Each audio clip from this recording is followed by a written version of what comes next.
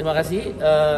Sidang yang sedang dibacakan adalah perkara 168 yang diajukan oleh Partai Buruh, KSPI, KSPSI Andigani, KSBSI, KPBI, FSPMI, dan serikat-serikat lain lah ya yang juga bergabung di Gekanas. Intinya dari dalil-dalil yang disampaikan oleh para hakim Mahkamah Konstitusi mulai tergambar, karena kita belum ada keputusan ya, mulai tergambar hampir lebih dari 90% gugatan yang diajukan oleh Partai Buruh dan serikat-serikat buruh menang. Dan ini adalah kemenangan kedua bagi Partai Buruh bersama serikat buruh terhadap hal-hal yang diajukan ke Mahkamah Konstitusi. Yang pertama, teman-teman ingat, yaitu kemenangan Undang-Undang Pilkada. Ya, demokrasi jadi lebih hidup, demokrasi lebih membuka ruang bagi semua orang.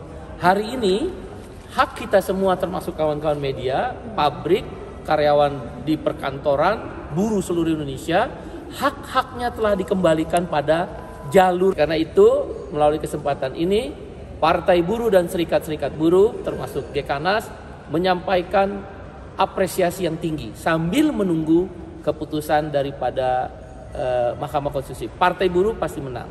Lebih detail singkat ya sambil menunggu keputusan, kuasa hukum kami Said Salahuddin akan menyampaikan.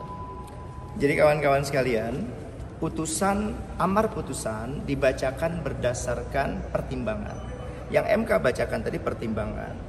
Nah, pertimbangan MK itu dia menyatakan berdasarkan beralasan menurut hukum, ada yang tidak beralasan menurut hukum. Untuk diketahui, ini adalah pengujian pasal atau norma terbanyak sepanjang sejarah MK berdiri. Jadi memang bunyinya banyak sekali. Nah, sampai dengan break yang kedua ini, skor yang kedua, saya sudah mencatat hampir 20 norma dikabulkan. Jadi nanti pas dibacakan putusan akan kurang lebih 20 atau bahkan lebih norma yang kita uji dikabulkan oleh MK.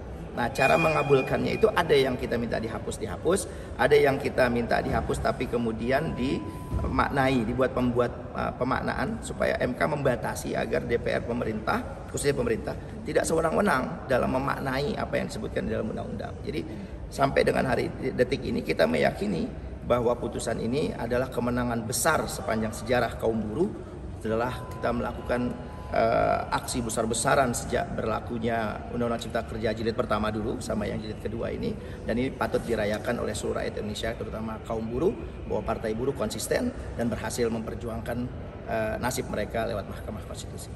Ya, kawan-kawan semua nanti tunggu keputusan ya, kan kita harus menunggu keputusan. Cuma melalui kesempatan kawan-kawan media yang terhormat Bapak Presiden Jenderal Prabowo Subianto dan pimpinan DPR, nanti ada yang akan kami sampaikan sikap daripada Partai Buruh dan serikat-serikat buruh terhadap keputusan MK. Jangan mengulang kembali perlawanan terhadap konstitusi yang sudah diputuskan seperti Undang-Undang Pilkada.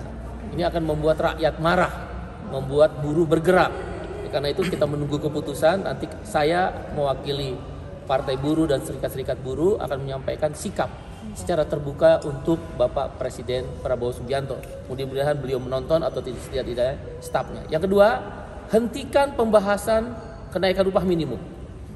Karena keputusan MK dalam pertimbangannya sudah mengarah bahwa harus kepada penghidupan yang layak dan kata-kata penghasilan itu dimunculkan dan dihidupkan kembali dan memaknai indeks tertentu. Indeks tertentu yang selama ini dimaknai sepihak oleh pemerintah 0,1 sampai 0,3 stop, karena ini perintah konstitusi. Dan ini pesan, karena ini kan gugatan antara rakyat yang diwakili oleh Partai Buruh dan serikat-serikat buruh melawan Presiden dan DPR. Ingat loh, ini bukan lawan menteri, melawan Presiden dan DPR. Karena itu para menteri, Menko Perekonomian, Menteri Investasi, Menteri Tenaga Kerja, Menteri Keuangan, Menteri Perindustrian, stop semua pembahasan-pembahasan yang terkait dengan upah dan hak-hak konstitusional buruh lainnya. Karena ini adalah gugatan antara rakyat, dalam hal ini buruh, serikat buruh, Partai Buruh terhadap Presiden dan DPR. Nanti kita tunggu keputusan lebih lanjut.